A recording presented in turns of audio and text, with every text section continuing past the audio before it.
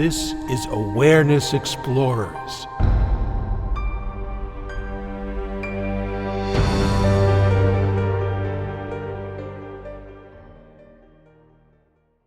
Welcome back, Explorers, to Awareness Explorers. I'm your co-host, Jonathan Robinson, and I'm with, who are you, Brian?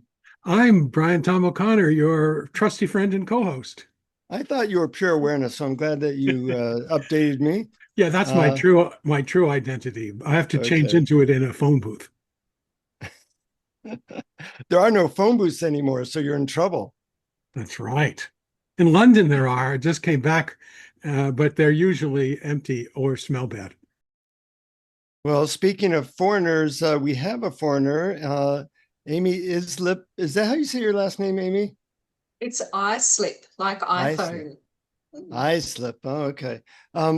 And I've been looking forward to interviewing Amy for a while, and I'll tell you why. Amy is a psychotherapist in Australia. You'll notice her accent. But the way we got to know each other is most of you who listen to the podcast know that I do MDMA therapy online. And Amy asked for me to do that with her a few months ago. That was how long ago, Amy? That was 3 months ago, back in 3 months ago. August. Yes, you spoke Okay. for Mind Medicine. I heard you on an interview.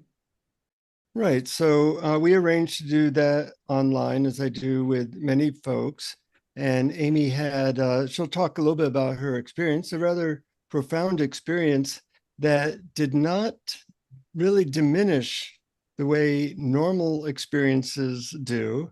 And she has been in a, we'll call it a heightened state of love and peace and even bliss for the last few months. Would that be accurate to say, Amy? That would be accurate to say, yes.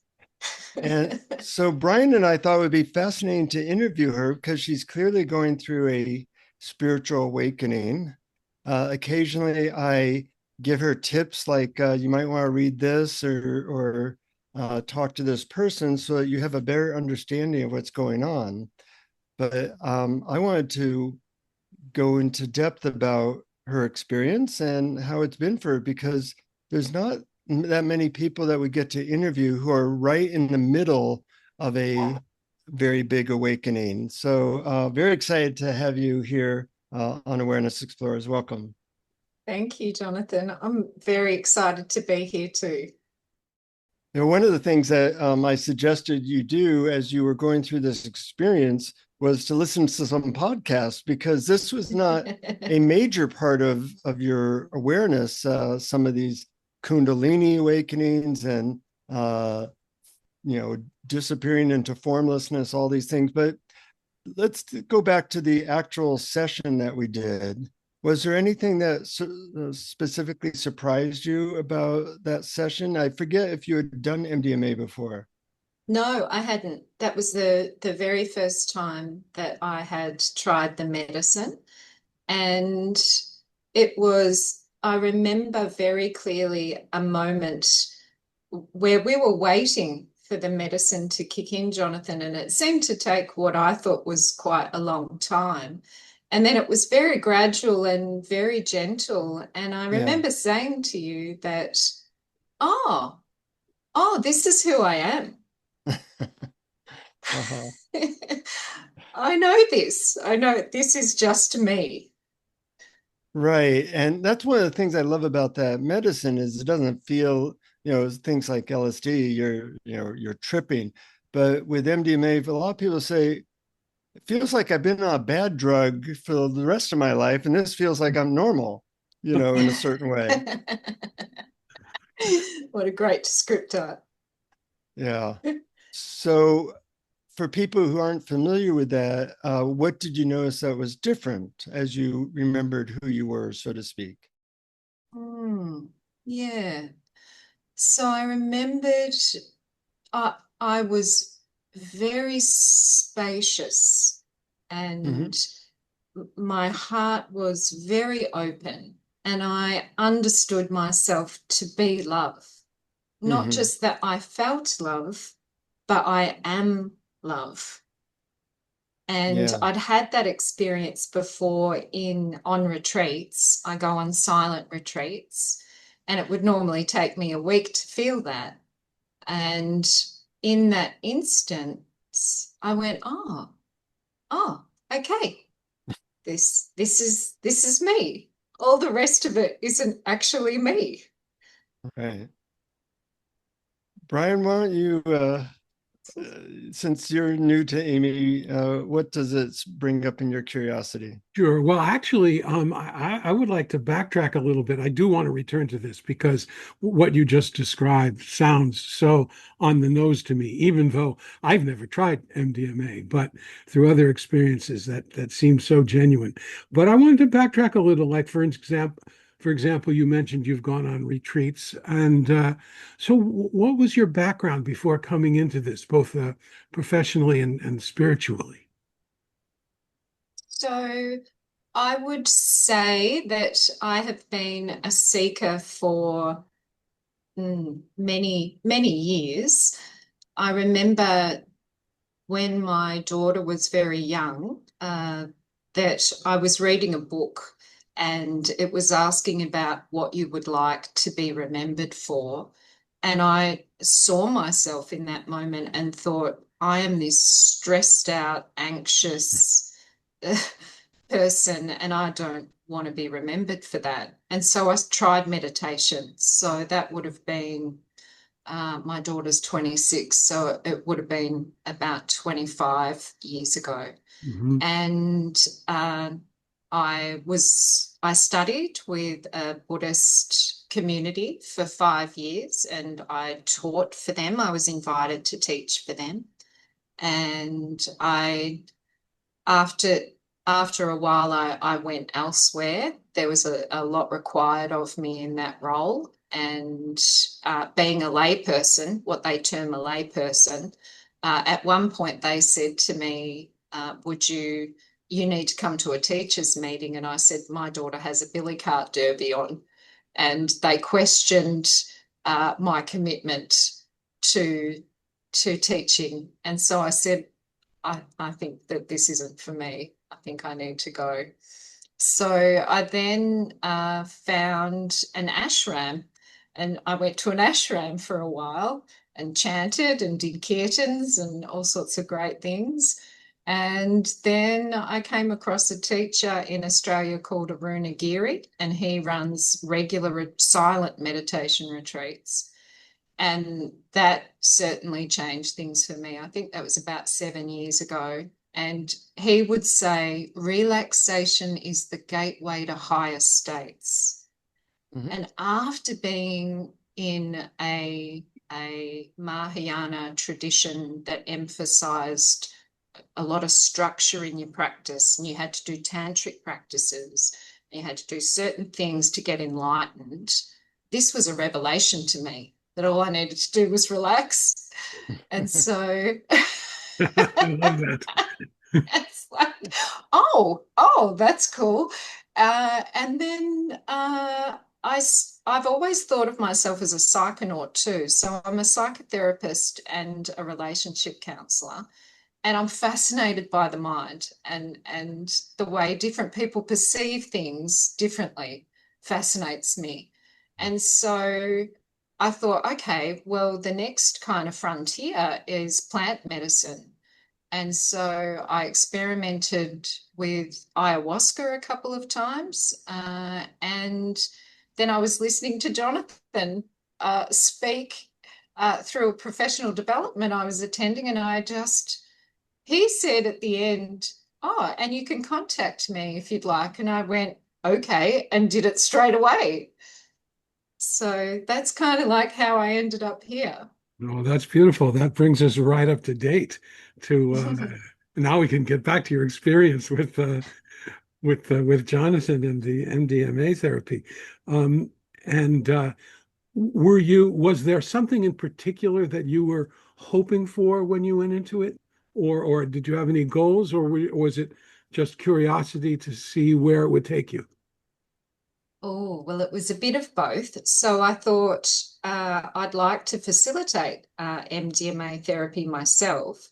And since Jonathan has so much credibility in that area, I I always try everything that I do with clients. I make sure that I've been a client, because then you can be a better therapist if you know what it's like to be a client. And yeah, so that I on from one perspective, I wanted to know about a client's experience. From a personal perspective, I was excited about this gentle medicine, because ayahuasca is a very strong medicine. They call it the Great Purge, and you don't know where your psyche is going to take you. Whereas Yeah. on MDMA, as I understood it from Jonathan's explanation, it was a much more gentle medicine, that is a heart-opening medicine. And I thought, well, if relaxation's the gateway to higher states, ergo, certainly MDMA would help me with that. So I did say to Jonathan, one of the things I wanted to get out of it was I wanted to realize a higher level of consciousness. Being that you've barely come down in 3 months, I think you can't get a money back guarantee now. I think, was there anything that surprised you about the session, being that that was your first time trying something like that? It was such a powerful thing, Jonathan, from the perspective of all of the protective mechanisms of the ego just seemed to stand down. They got sent to the Bahamas for a holiday. And then the more loving, open, expanded states could drive the bus for a while. And that's pretty typical of people taking that medicine under a guide. What's not so typical is that lasts week after week, month after month. And I'm wondering, like, if you remember the next couple of days where you still had access to those same feelings, or was it a little bit different? Oh, yes. I wrote about it in my journal and I reviewed that before, because as you guys would know, sometimes it's not easy to remember things in the past. It's Yeah. good to write it down. And in those days following, I remembered waking up the next morning and my body was surging with energy. So it was early in the morning, around 4 or 5 a.m. And I just felt like I was full of electricity, and I needed to get up and move. And I had thankfully done TRE, which is tremor release exercises, and I did some of that because I just felt that my body was just electric. And the other thing that I noticed was that I thought, I feel like I am still in the drug, if not in it, actually further along into it. I felt more expansive, more open, Yeah. more. Sounds like it opened a door and you walked through it and stayed on the other side.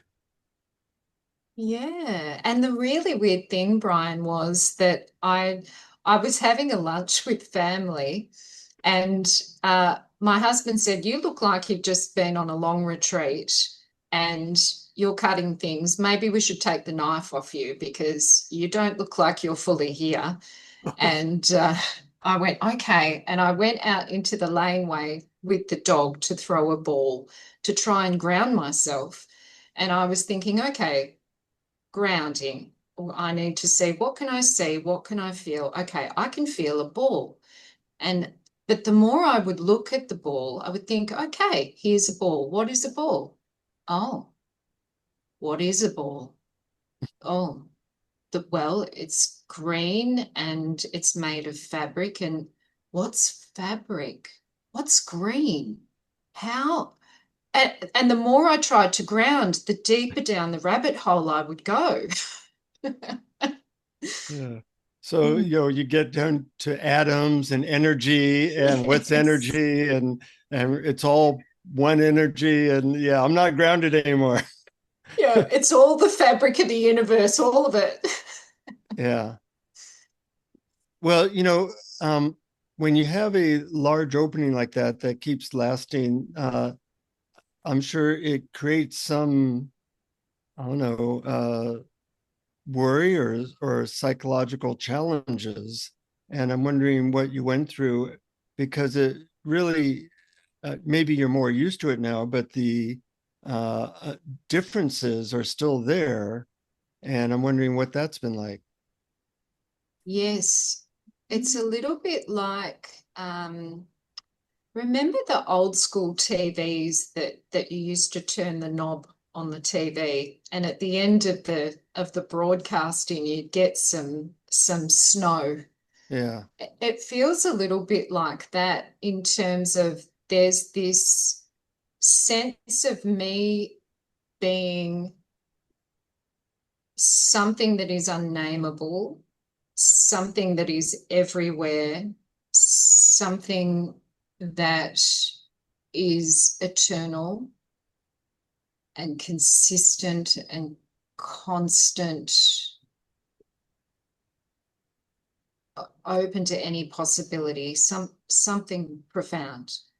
And then there's this little Amy, this weird woman who kind of likes to do MDMA and ayahuasca and go on retreats and be a therapist and have relationships and do all that kind of stuff. So it's like glitching in and out of the two. Mhm. And that can feel really, at the start, it felt really jarring. Mm-hmm. And and difficult. It felt like out of control. Like I couldn't. Sometimes I remember once driving in the car and I was listening to beautiful classical music and my whole body dissolved and I'm feeling like I'm driving a car, but I can't feel these hands. And are they hands? What on earth are these things? Mm-hmm. And so it was quite scary because I didn't feel that I was able to come back into Amy. Yeah. I felt like it was that at times I would just be washed away. Um, and the one thing that really helped me, Jonathan, you had given me a tool while we were in the MDMA assisted session, and that was you helped me to understand how I zoom in and how I zoom out. Uh-huh. And that's what I now do is I zoom in to be Amy. So I kind of draw all of that energy back in and I feel my body and I pick up a story about Amy and Uh-huh. I kick my thinking in. And when I zoom out, I drop all of that. So it's like story, drop, body, open, and I can expand again. So I've over time I've learned how to do that in a way That's that feels beautiful. Yeah. safe. Yeah, that really rings true to me, and it fascinates me because I know there are people who are afraid of losing themselves. And in my experience, and you described this very well, I think of it as the little me and the big I. And little me is the Brian character that sometimes I have to zoom into just to do practical things in this organism's life. But I know that's not who I really am. And whenever I want to, I can sort of zoom out. And so I no longer have a feeling that the Brian character has to go away or be gone or be seen through or disappear or anything. Is that similar then to after you sort of acclimated to switching back and forth? Is that similar?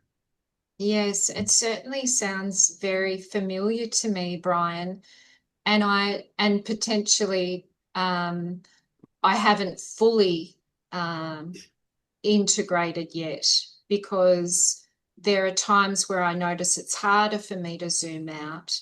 So I kind of, when I get into the character of Amy, particularly work, after I've had a big day, yesterday I did supervision for 2 different groups. So I had, I don't know, there was 10 people in one and 6 in another. And then I had a couple of clients, and then I had a meeting with my virtual assistant. And when I got home, the stories were big still. And I noticed that even when I was trying to drop them, I was still staying small. And it took me a while then. So I can imagine if I structured my life differently, I could probably easily go back into that if I didn't take the time to give this process space. Mm-hmm. Yeah, an undervalued concept, or I never hear people talk about it, is the concept of momentum, whether it be momentum towards being our personality or momentum of being, love, consciousness, whatever you want to call it, that on a retreat, you're trying to put the brakes on personality, and it used to take a week. Now it takes you maybe on a good day 5 minutes, or maybe 5 seconds, depending on how much momentum you have going in that direction. And then momentum in both directions, whether it be in personality or being awareness. And if you don't get too far into personality, then that awareness or that love is always there. It might only take 2 seconds to get there. Yes, yes, that's a really good descriptor of it, Jonathan. And I think, like this morning, I've structured my days very differently since this has happened, and I no longer see clients in the morning. So the mornings are spacious time, and I do certain things that help this aiminess to drop away. So I meditate every morning, and I read. I've got this beautiful book by Ramana Maharshi, and I think it's called After the Rain. And it's just this beautiful picture book, and it's got a lot of Ramana Maharshi's quotes. And I can just open it up at random, and there's just pure wisdom. And that's how I start my meditation practice. And then I go out into nature with my beautiful dog, Charlie, and we just delight in, and I say that because outside my office here, there's trees, and there's just an abundance of these beautiful leaves and the light shining through. And then that Amy's gone then. Like, there's no need for Amy when there's all of that wonder. That's great. Yeah, so mornings are very different. I'm wondering, what would you say you do when you meditate? Oh, yeah, great question. Well, that's part of, I think, what's happening in this process too, is there is an unraveling of my psyche. So I sit with what is. So I just open up and I sit with whatever is arising. And I don't always understand what that is, but there seems to be a constant unraveling of psychic material, old patterns and structures. And the way I experience it is I will feel something in my body. So it might be a constriction in my heart, or it might be a tension in my shoulder. And I just go deeply into that, and I drop the story, and I allow that to be whatever it is. And usually it will come out in some kind of emotion. So I often find myself crying, or there's been times where I've like grunted, and there's things in there that need to unravel so I can open more, if that makes sense. Yeah, that That makes makes total total sense. sense. Yeah. And I love the fact that you start with what is, because a lot of people, and I did this for a long time, meditate with a purpose. And my purpose was usually to get rid of what I was feeling at the moment. And when I stopped trying to get rid of what I was feeling, then yeah, sometimes emotions would come, but I wasn't trying to change them anymore. Just as you say, be with what is, and I think that's so important. And allow. So you weren't avoiding emotion. It sounds like you were welcoming it. Yeah, welcoming it is a really good descriptor, Brian. And when it's really powerful, I do a little practice, which is kind of it's based on parts theory, and that is I kind of visualize just sitting that feeling down on a couch next to me, and me just saying, "You're okay to be exactly as you are. What is it you need to tell me?" Yeah. And whatever it is, it just does its thing. And I just go, yeah, okay, sure. Okay. And then it will unravel itself when it's held tenderly, because what you feel you can heal, and what you resist persists. Hmm. And from what I can see, there is more of my stories unraveling. And when that little part sits with me on the couch and I hold it, then it realizes its own illusory nature, and it vanishes. It goes poof. Nice. Yeah. Yeah. I know that you've also had some what could be called Kundalini type experiences. I'm wondering if you can talk about that. Yes, that's quite the ride, Jonathan. That is, thank you very much for pointing out that that was potentially what was happening, because I've appreciated very much that you've checked in on me, Mhm. and like you said, offered me some just signposts along the way. And you gave me a couple of episodes to listen to, and one of them was Gareth Dignam in Ireland. And so I linked in with him, uh, and he has. I asked him, would it be safe to say that I am having a Kundalini awakening? And he laughed and said, oh, yeah, that's safe. And I went, okay. And so what that feels like in my body is it feels at various points like it's breaking apart, and at other points like I am consumed with bliss. Like Mhm. there is so much bliss within this system that I might not be able to manage it. That I almost need to like grind my teeth to get through it. And it could be just listening to a piece of music. Um, and what I see is if I can relax and let go into that and deeper, then it opens more and more. And what I understand is happening is my system is opening more in that. Mhm. If I drop, open, then this energy is life moving through me. It's interesting that it makes sense that we resist pain or uncomfortable things, but it's also very clear that we resist bliss and Mhm. intense love. I have a word for it because I couldn't find a word for it. I call it blissistance. Uh, That is golden.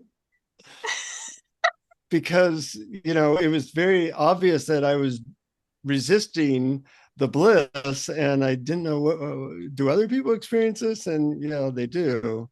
And you do Yeah. have to, your system kind of has to get used to some of these higher states when you're not, if you're used to a certain amount of energy, going to a higher level is a transition process. Yeah, absolutely.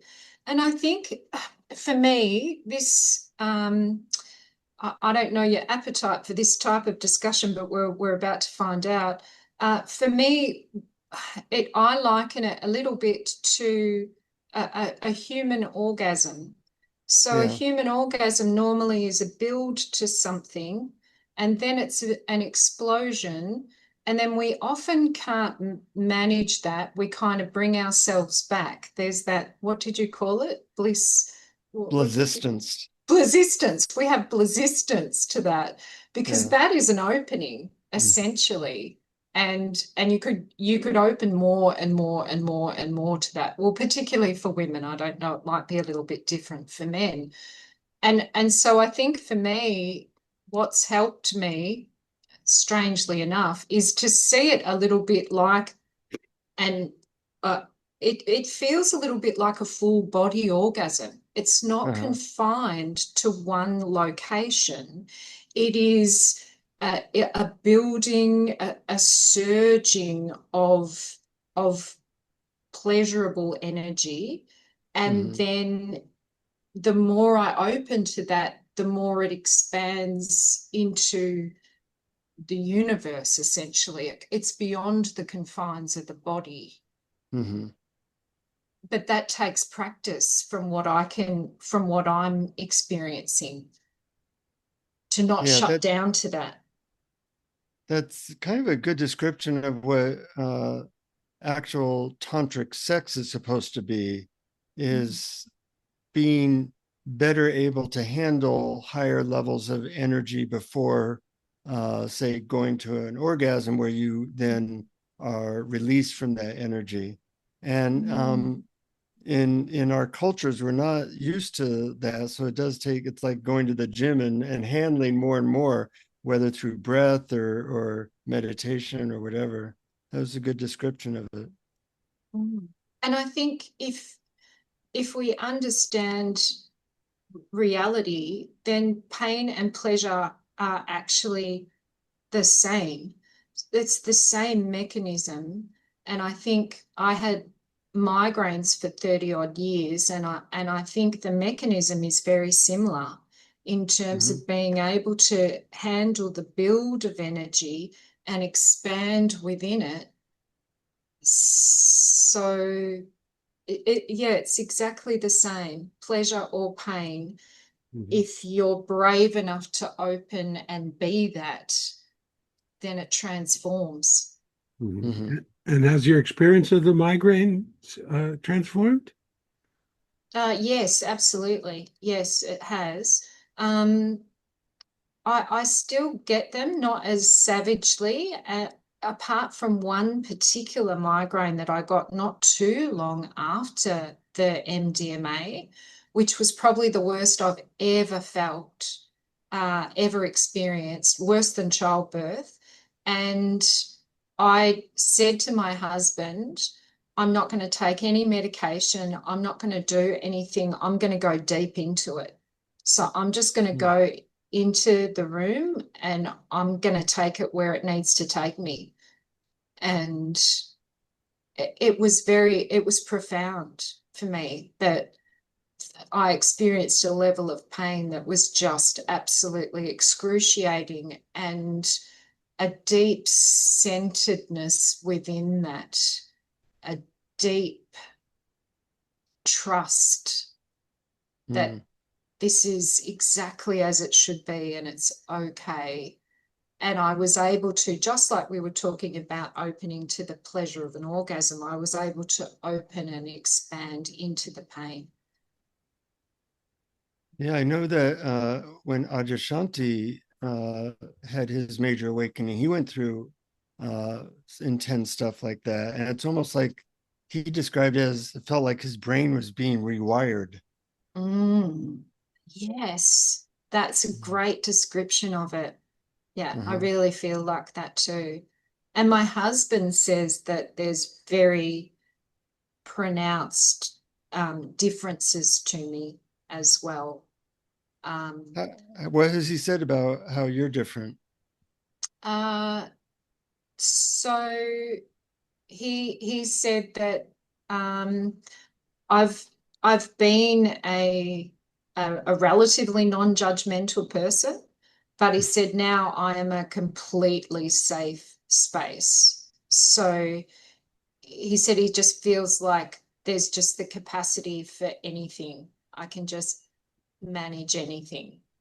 And our roles have almost reversed because he was that person, and now sometimes he'll be saying something, I'll say, oh yeah, that's an interesting story, that may be true, may not be, and he'll say, oh you're right, that's oh you're right, okay. And so, but it used to be him kind of grounding me a little bit more. And now it's the opposite way. He said that my temperature's changed completely. I was a cold person my whole life, freezing cold or couldn't get warm, and now I'm warm all the time. So that's a strange thing. What else does he notice? Oh, I don't get triggered by things. So things that used to really bother me don't bother me anymore. Yeah.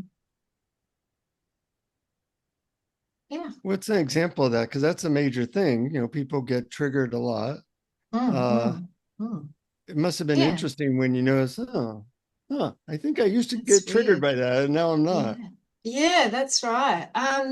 Oh, so there was an interesting thing. I had a week where there was just four people had a go at me about different things.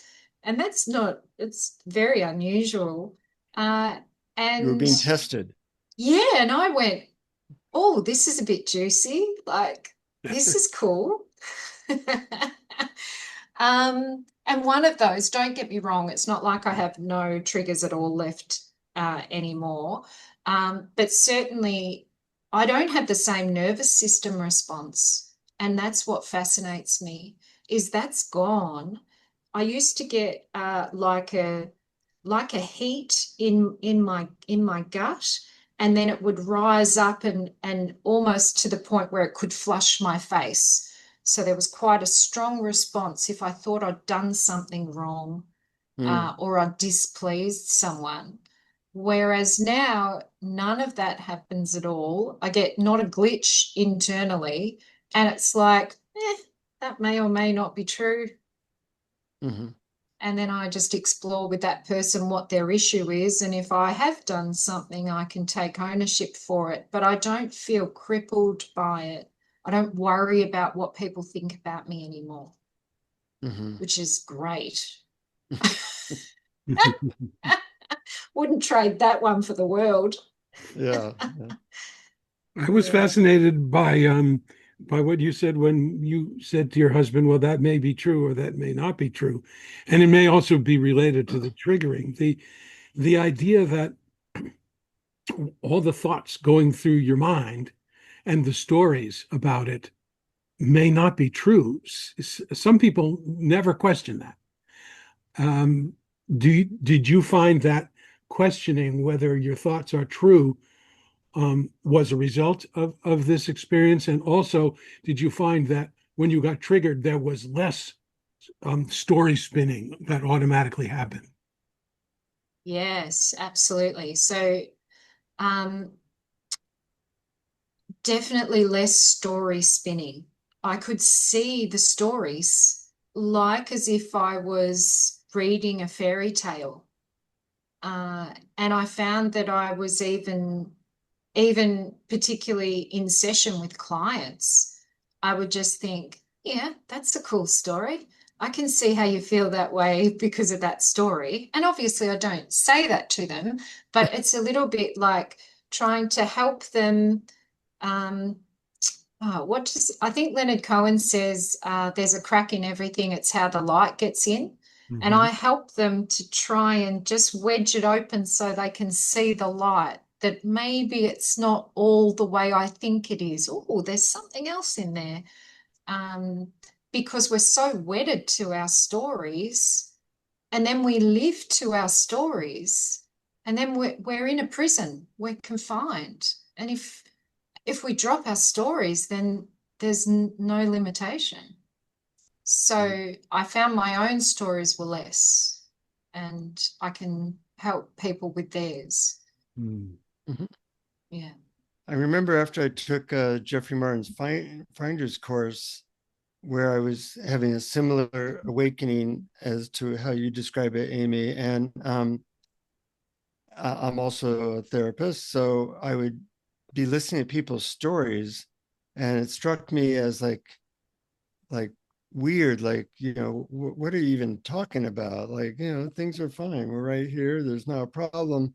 And I was worried if and my wife would have stories, about her day that seemed like talking about the weather on Neptune.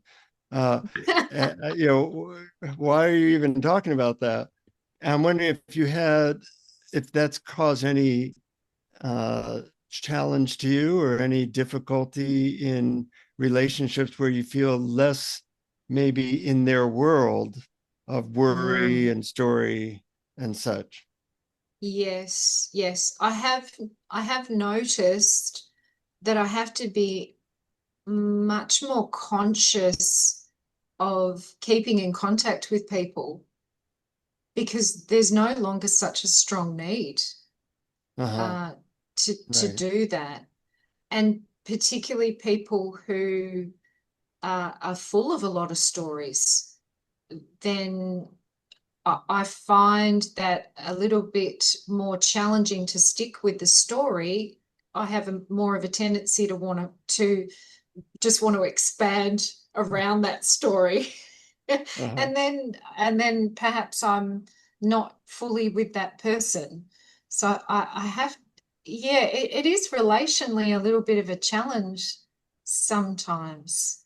Something that happened. So once I had that experience after the Finder's course, um, I think I became a little bit less relating to their story. That doesn't seem very real. And then about a year later, I experienced, pretty impactful trauma, and I was in a trauma reaction for about 6 weeks. I hadn't experienced that as an adult ever, really. So I saw that I couldn't get out of this story I was in. Mm. And that was fascinating to me. Like, it wasn't pleasant for sure. It was very Right. unpleasant. But it's like, But oh, this helpful. is what it's like. You've fallen into a hole and you can't get out. And Yeah. so I eventually did get out of that hole, and circumstances changed. So now even though I have that perspective of our stories aren't real, I have more like compassion or understanding of what it's like to, like, I'm trapped. Yeah. And I'm very grateful for both those experiences, really, because you need two sides of that, two wings of that plane. If you just can't relate to somebody's stories, it can negatively impact relationships. Or if you're just in people's stories, it's hard to help people get out of them. Yeah, absolutely. Yeah. I think that's a really beautiful way of saying it. And you talk about two wings of the plane, and I see those wings as wisdom and compassion. And Mm-hmm. so the wisdom says it's not real, and the compassion says, and the suffering is terrible. Yeah. Yeah. And very real to that person. Absolutely. Yeah, Yeah. absolutely. And I think this process hasn't been easy. And I think that I feel incredibly fortunate to have this fresh understanding. And so I can feel a great deal of compassion. I can remember being so locked into my stories that I felt Mm-hmm. anxious all the time. I Yeah. can remember and there is no separation. So I am that person. And Mm. so if I am not able to be with them, I'm not able to be with myself. That's the issue. It's actually not about them. It's about this is in all of us. And so it's recognizing oh, I'm having trouble staying here, and then opening and expanding, and everything is welcome here. There is nothing that isn't okay here. Mhm. Yeah. But I forget that sometimes. Yes, we all do. Returning just a little bit to the actual MDMA session, both Jonathan and Amy, how does that work? I mean, you take the medicine, wait for it to have an effect, and then what happens? Jonathan, do you ask questions, or Amy, do you describe what's happening, or what was the moment? I don't, we can't go through the entire session, but what was it? What was it like during? Do you want to start, Yeah, Jonathan? maybe Jonathan starts with how it's structured. Well, for people who really are very interested in a very long answer to that, the book Ecstasy as Medicine will go into that in detail. But a short answer is there's two ways of looking at it. One is let the medicine lead. And it seems that it kind of bubbles up what needs to be bubbled up. And then I'm just naturally curious. So I'll go, so what's that like? Or you mentioned you might be thinking about a certain relationship. And I'll say, so what are your thoughts about that? It's not brain surgery. Hmm. At least for me, it's very much like, oh, I'm curious what that's like. And then sometimes we look at things that feel kind of stuck, and I play with different methods. I say, well, you might want to look at it this way, or you might want to try this. And on MDMA, people react to suggestions or methods really well. Like, well, that really works for me, or no, that's not it. So there's a clarity that accelerates everything. That's my description. But what would you say, Amy? Mm. Yes, I think to give practical life to what you're saying, Jonathan, in our session, there was a few things that I wanted to achieve. And one of those was I was having difficulty with a relationship in my life. And I was feeling like I was ruminating and kind of fixating on this relationship. And so Jonathan and I talked about that, and went through a couple of different methods, as Jonathan was saying. And one of them was to, when I found myself ruminating, was to say blah, blah, blah, which I found incredibly helpful. And I use that today. Like if I'm caught in story, I'll go, oh, blah, blah, blah. And the story just like drops away. So that's helpful. The other thing, Jonathan, we talked about was, oh, that person's doing a great job of being themselves. Yeah, Uh, they're being a perfect them. They're mm, playing the role of a jerk really well. You can really well. appreciate how incredibly well they do that. Yeah, and we even, we used the example of a certain political person. Oh, gee, that guy's doing a great job being him. Like, look at him go. He's just really nailing it. Uh, Yeah, and that's incredibly helpful. I think since then I've really seen just the beauty and the uniqueness of everyone and everything, and just being able to go, wow, look at them being that. That's awesome. yeah. That's another expression of life in its fullness. How wonderful. Um, yeah, so that was incredibly helpful to me. Yeah. Yeah, we all talk about love, but we don't talk about where the obstacles, the precise obstacles so Mhm. much. And when a very clear, precise obstacle of love is judging people. They Judgment, should or should yes. not be that way. Mm. So finding, and I and Brian have various ways to get beyond judgment. And it's like taking off a tight shoe. You know, Oh. um, Mhm. I've been in an improv class lately, and there were two people there that were just extraordinarily annoying. Yeah. And I was loving it. I was like, wow, you don't find people this annoying everywhere you go. They're awesomely good at it. And I was just so appreciating it. I was like ready to hug them. Like, you're such a find. And because I was really feeling like, wow, everything they said, everything they did. And, all the other people in the class were like, can we get this person out of here? Or can you shut up or whatever? And I'm just like overflowing with like watching the best actor and actress in the world do their thing, and felt so much love and awe for them. I know it's like, well, I didn't used to be like that, and that's a really good feeling.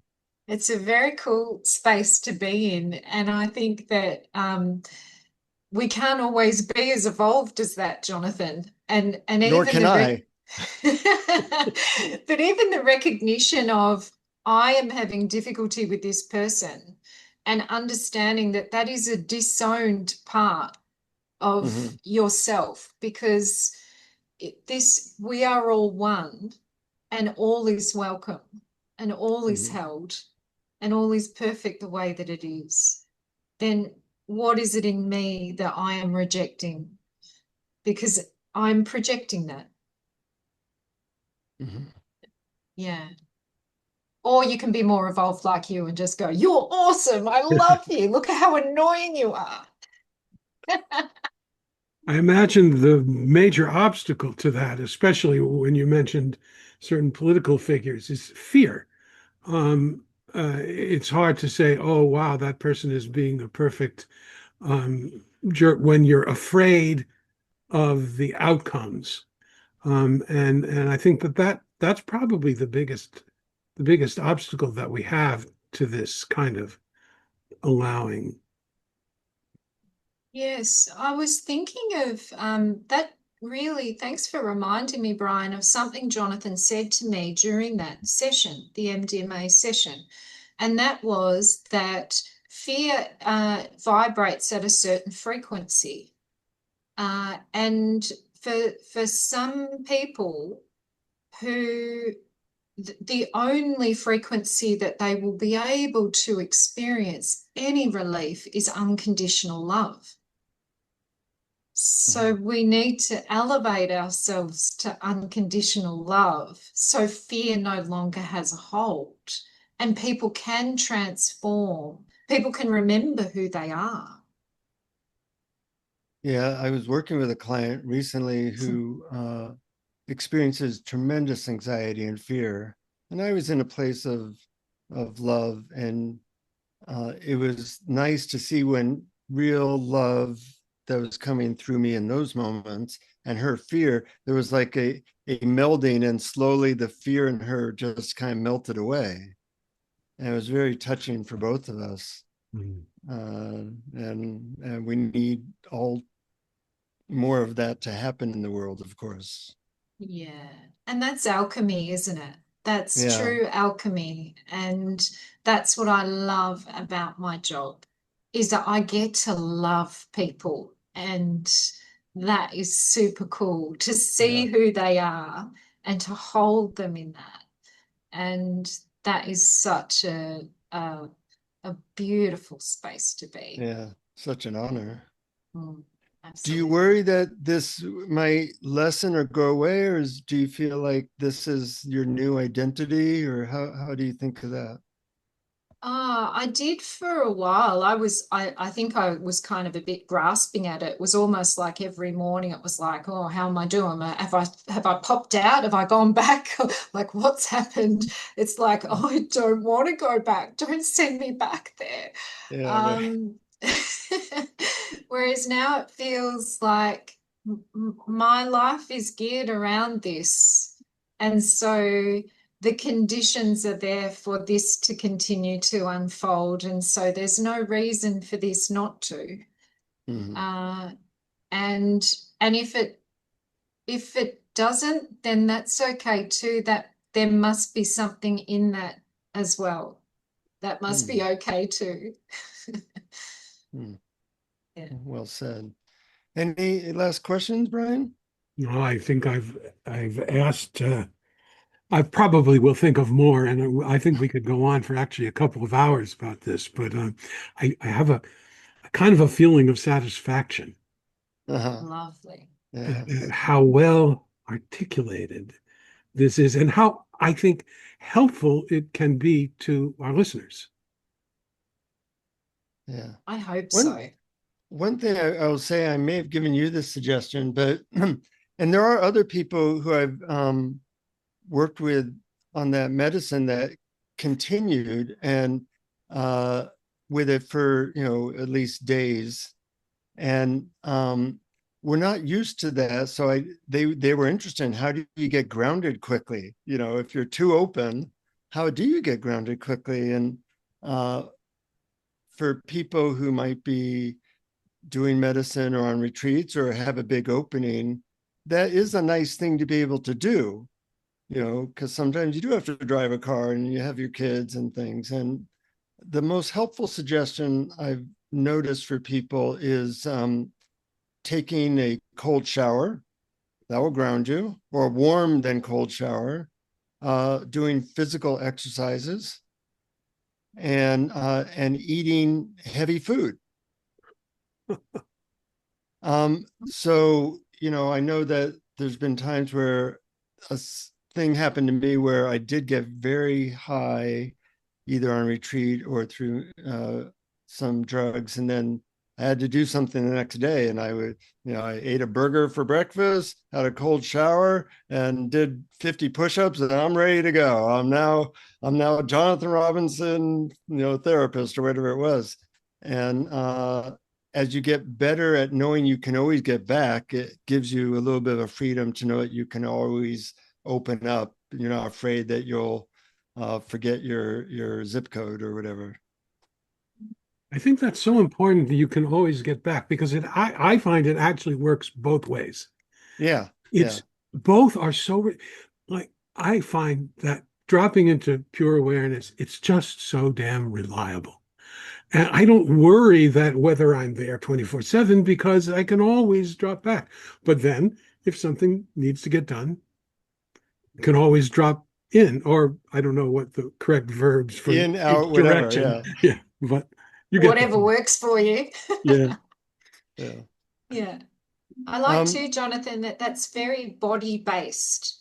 And that seems to be the key, is it's something that because the small self relates to the body. And so putting heavy food and putting it under cold water and making it exercise helps you to go, oh, okay, there's a body here. Yeah. Yeah. I know you're going to guide us in a brief meditation. Anything to say before that? Nope. Uh-huh. Well, I would just say it was always a great pleasure to do that work with you, and to keep in touch, and to hear about everything. And we don't get to talk to many people in the midst of their expansion, awakening. And so I really appreciate your way of communicating about it so clearly.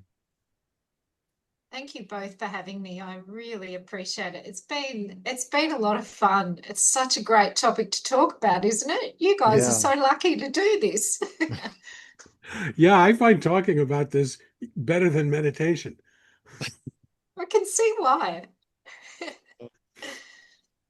So please guide us in whatever kind of meditation you would like to send us on. So I'd like to invite you to just make yourselves as comfortable as you can. You might want to have a little wriggle, a couple of sighs, and just allowing yourself to be just exactly as you are.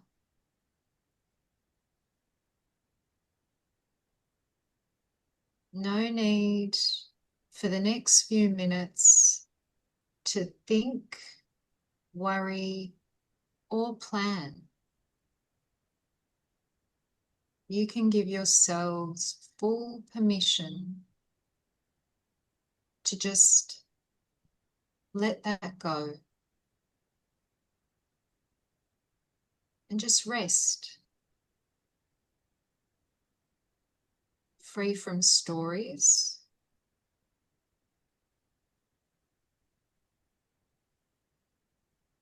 free from plans,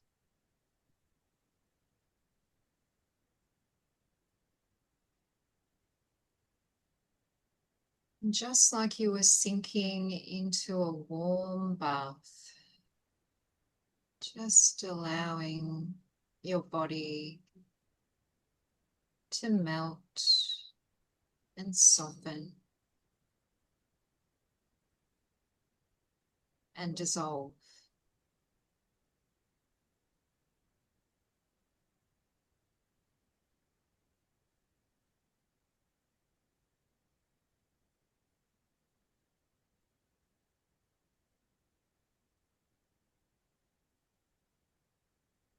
And if thoughts or concepts arise, you can just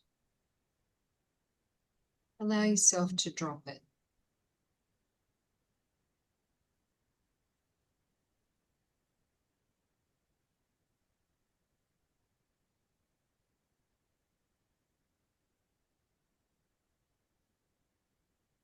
And in the absence of thoughts, worries, plans, allow yourself to expand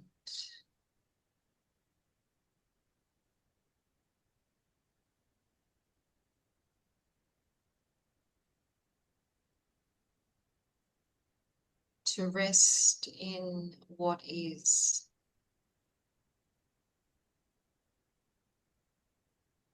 What can only be here in this moment.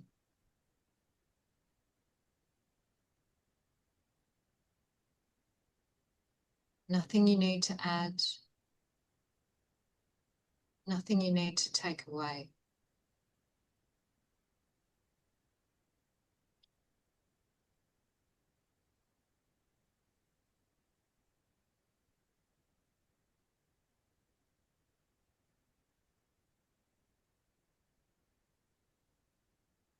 Everything just perfect as it is.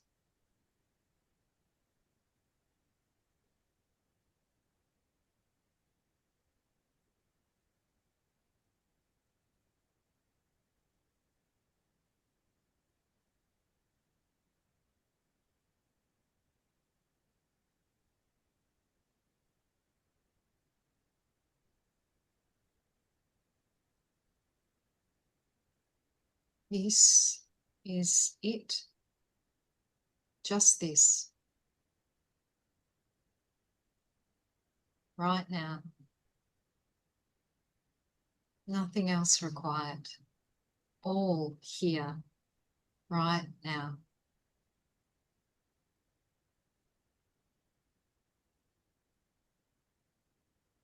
Allow yourself to remember who you are.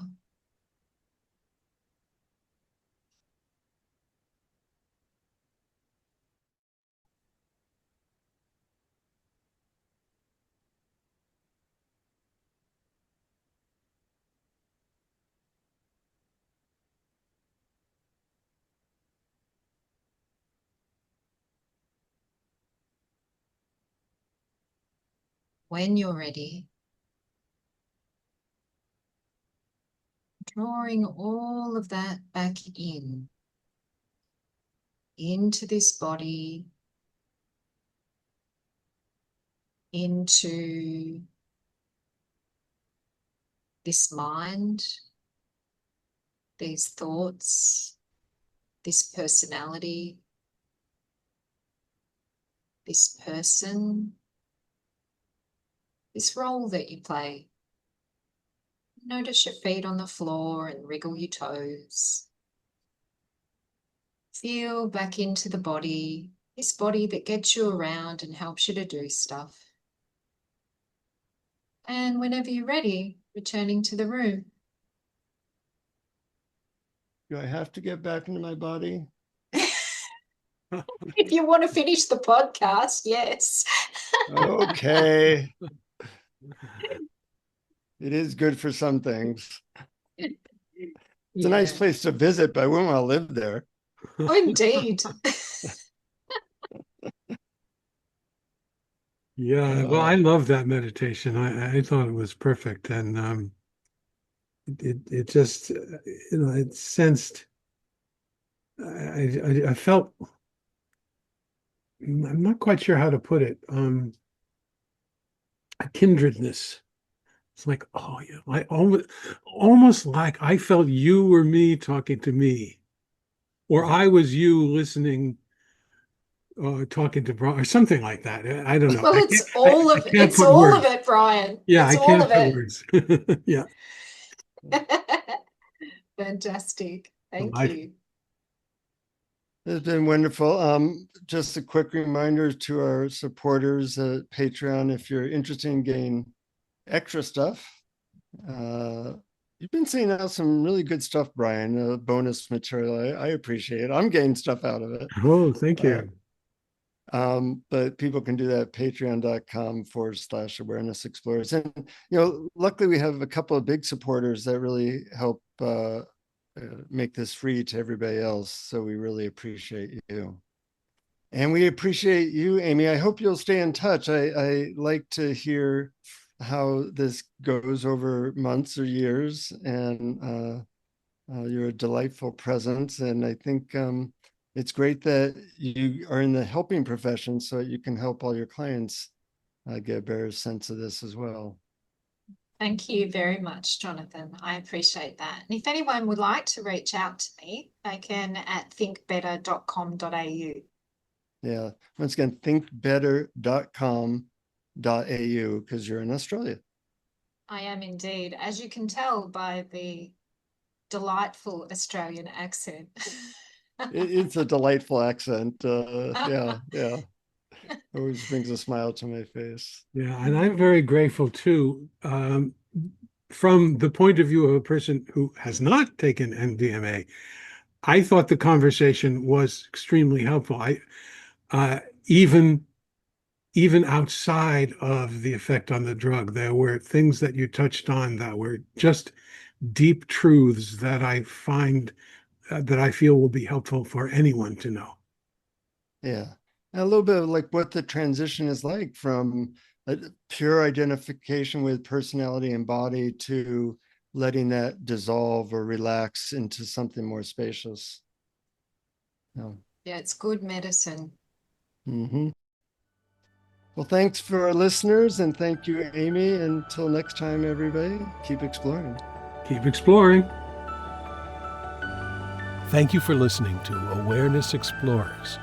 To learn more, you can check out our website at awarenessexplorers.com. Please subscribe to our podcast on your favorite podcast app. We'd love it if you would post a review.